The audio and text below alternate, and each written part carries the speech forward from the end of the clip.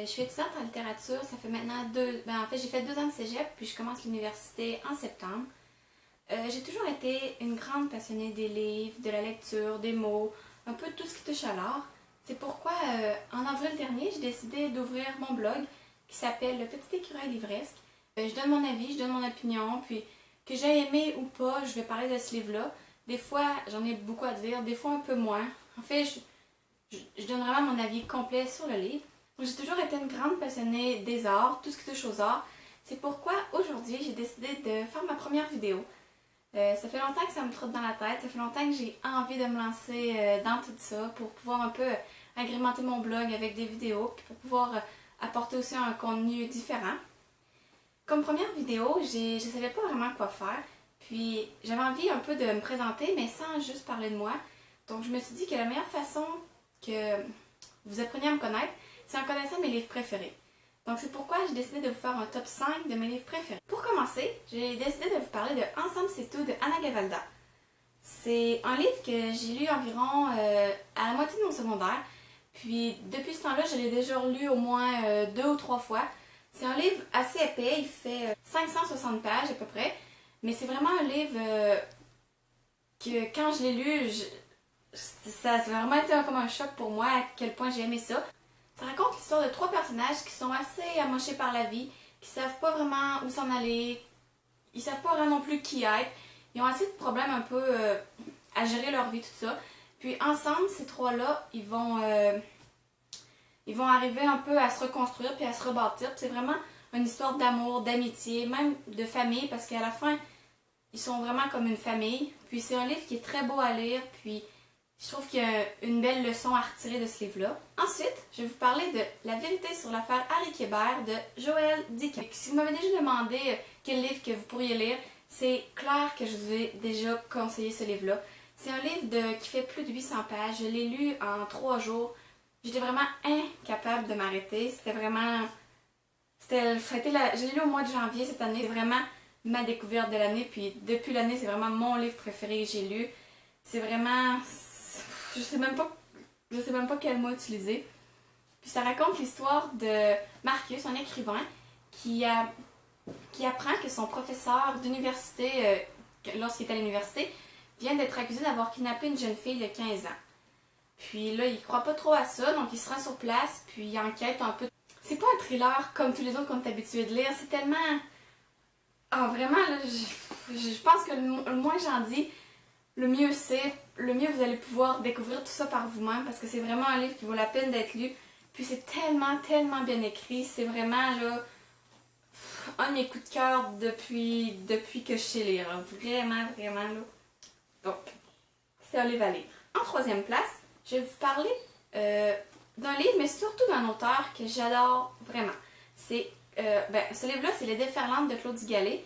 Puis en fait, j'ai choisi ce livre-là surtout pour représenter en fait l'auteur en tant que tel, parce que c'est un auteur que j'adore, c'est une de mes préférées, surtout pour son style d'écriture. Puis on dirait que ses histoires sont toujours assez tristes. C'est toujours des personnages qui se cherchent beaucoup, puis qui ont vécu qui ont vécu des choses difficiles, puis qui souvent s'éloignent de leur vie, de leur famille pour essayer de se ressourcer, pour essayer de se rebâtir, pour essayer de guérir. C'est vraiment des histoires que à chaque fois j'adore, même si c'est pas tout des coups de cœur, c'est vraiment parmi mes livres préférés. Mais celui-là, c'était le premier que j'ai lu de cet auteur-là, donc j'en garde vraiment un bon souvenir. Claude Digallet, c'est vraiment un auteur qui est pas assez connu, qu'on devrait lire plus. Puis pour moi, en fait, dès que je vois un de ses livres en librairie que j'ai pas, je l'achète.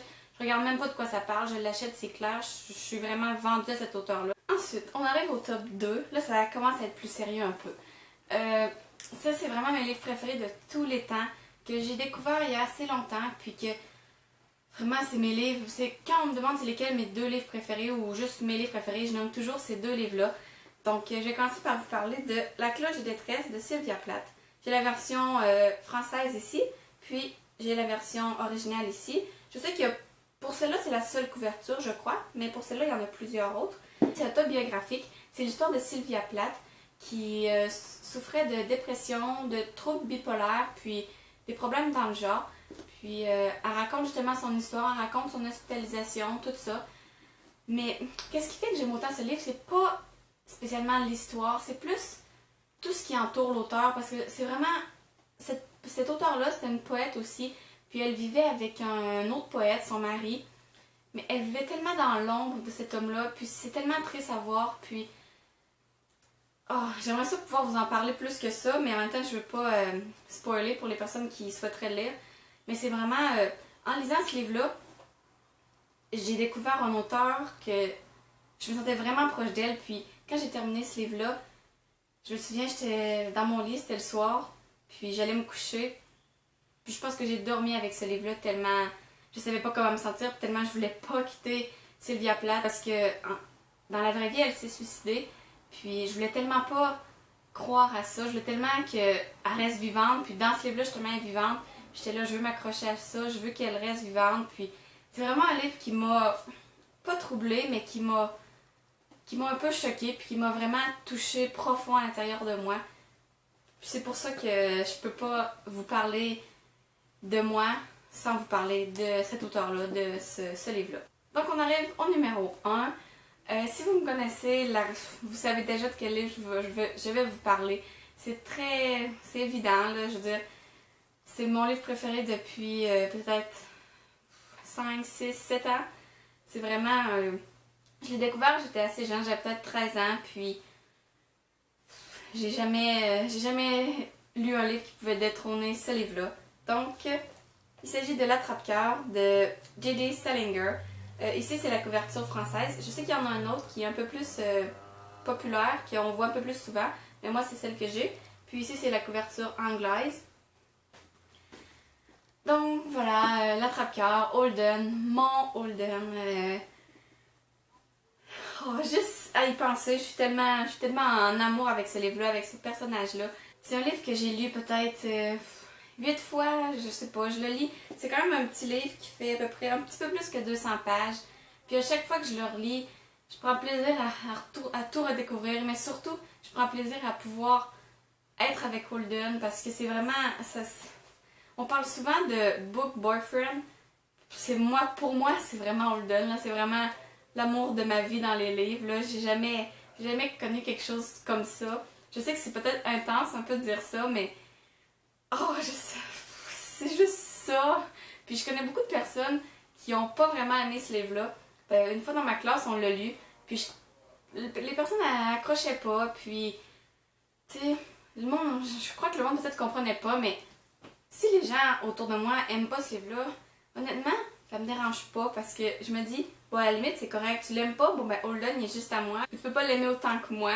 Donc, c'est un peu ça que je me dis. Peut-être que je suis un peu folle, mais c'est vraiment Holden, pour moi, c'est vraiment l'homme de ma vie. Donc, voilà, c'est tout pour ma première vidéo. J'espère que vous avez aimé. J'espère que ça vous a permis d'en apprendre un peu plus sur moi. Donc, je vous dis à la prochaine dans une autre vidéo. Bye bye!